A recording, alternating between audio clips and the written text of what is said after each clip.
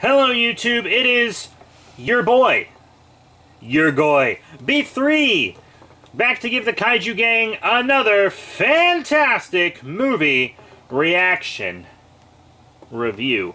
As you know, I have been working my way through a Sci-Fi Classics 50 movie set, and today's film is Assignment Outer Space, starring Rick Van Nutter, Gabriella Farianon, and David Montresor. It's from 1960, it's barely in color, and it is, in fact, unrated. So, Rick Van Nutter, aka Thunderball, stars as an overbearing but fundamentally decent reporter who is on assignment as an observer on a space mission. He clashes with the ship's captain, played by Elaine Dijon, over the affections of the beautiful Lucy, Gabriella Farianon. But their differences set aside when they must save Earth from an impending collision with a runaway spaceship. Yeah, it's actually called Spacemen in Italy, because it's actually an Italian film. It's called Spacemen there, it's called Assignment Outer Space here. I think Assignment Outer Space is actually a much cooler title. Both the titles make sense, but this one actually, I feel like, is much cooler. I'm not saying, oh, the West does it better, you know. Well, I mean, you know what I mean. I'm not saying that the U.S. automatically has better titles all the time, but Assignment Outer Space is a better title than just Spacemen. Yeah, of course it is. It's an exciting title for a not very exciting movie. It's not supposed to be terribly exciting. Like, it's not an action film. It's really a melodrama. It's an outer space melodrama. And the problem with that is all the lines are delivered in such a flat way. The acting is so flat that all the emotion is cut out of the lines. And melodrama is nothing but emotion. So if you're delivering all your lines without emotion, none of the melodrama comes across. Right? And then you don't have a good movie because you're relying on melodrama, but you're not getting that melodrama across, so your movie is boring as hell.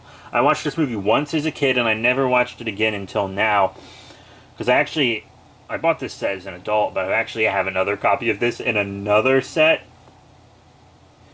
Yeah. I have lots of these movie sets, but Assignment Outer Space is pretty boring. So there's this runaway spaceship that's going to end up in orbit around Earth, and its being in orbit around Earth will destroy Earth somehow. So they have to get it out of orbit around Earth. And they're like, oh, can we shoot missiles at it? And then they're like, no. But why not? Right? Why can't you shoot missiles at it? Why won't that work? I don't know. Surely, yeah, it seems like there could have been some excuse for why the spaceship couldn't launch missiles at it, but why couldn't, like, Earth itself launch missiles at it? It doesn't make sense. This is such an easily solved problem. Could have been solved with missiles, they just didn't. And they even mentioned missiles several times in the movie, but we're just like, oh, we can't do that. But why can't you do that? It makes sense. Like, I could come up with a reason for why the spaceship couldn't launch the missiles, but not why Earth couldn't launch the missiles. Honestly.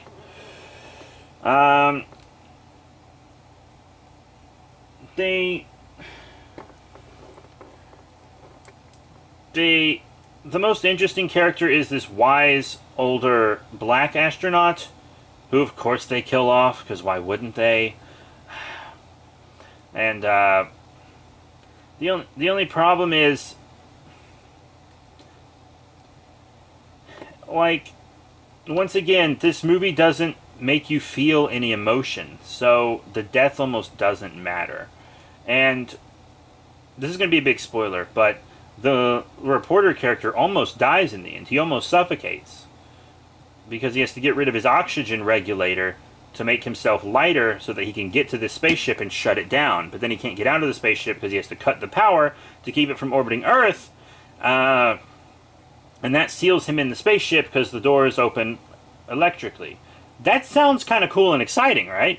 But it's done in such a boring way that it's not. And he almost dies, and he's saying all this depressing stuff when he's dying, too. Like, really depressing stuff. Stuff that kind of makes you reconsider him as a character. He's like 1 second he's sacrificing himself, very likely sacrificing himself to save the Earth, and the next second he has a line like, "What's the point in saving the Earth if I'm just gonna die anyways?" And I'm like, Jesus! So you'd rather let everyone on Earth die? Like, damn, that makes me not want you to be saved. Honestly, this movie could have at least had a decent ending if they would have just killed him. Because he had a love interest who fell for him, even after barely any contact with him. Because that's what happens in these old movies. But they could have killed him off, and that would have actually been an interesting ending. Like, his character does a 180, and he's wishing he didn't save people, and then he dies. So, he would have died a hero, but also died wishing he would have let humanity die to save his own skin. And that would have been interesting. That would have given me something to think about. That would have been cool as shit. But they saved him. And then I didn't care. And they acted like he didn't say those horrible things while he was dying. Like, this movie, honestly, as if this could have been a much bigger production, this could have been a good movie.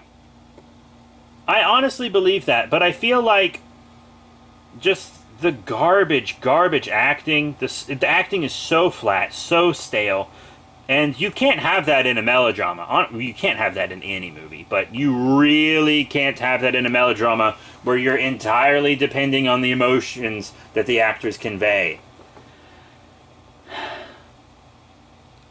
Like, all the sets in this movie were really, really cramped, which kind of did give the impression of urgency, which, that was good. I'm not entirely sure that was on purpose, but it worked out very well. But that's really all the positive stuff I can say about Assignment Outer Space. It's so grainy you can really not even tell what's going on half the time. The audio's bad, the visuals are bad. Everyone has these big gaudy letters and numbers on the back of their uniforms so that people can call them by their number instead of just their name. But then they end up getting called by their name anyways, and it doesn't really matter that they have the numbers. I don't know why they don't just have fucking name tags. I honestly don't. Like,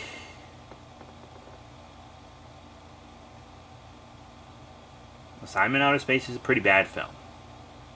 But it could have been a pretty good film.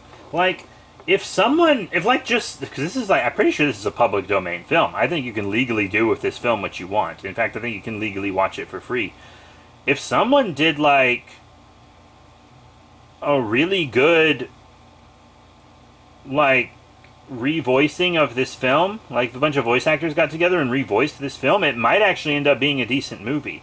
It's just that the acting is so flat and shitty that none of the melodrama gets across. You know? There's also some really sexist flirting in it. But, that's probably it for Assignment Outer Space. I don't want to talk about it too much. It's bad, guys. It's bad. It's quite bad. But it could have been good. It could have been good. Assignment Outer Space, starring Rick Van Nutter, Gabriella Farinon, and David Montesor. 1960, in color, unrated. So that's it. Thank you all very much for your support. Just remember to rate, comment, and subscribe. Check out all the cool links in the description below. Facebook, Twitter, etc. Not sure what I'm gonna do next. I don't know. It might be Laser Mission. It might be Sharktopus vs. Whale Wolf. It might be Hellraiser. Tell me what you want in the comments, and I'll try my best there. I really will. So tell me what you want, and I'll see what I can do. So that's it. Thank you all once again for your support. Assignment Outer Space sucks ass, and I'll see you all next time.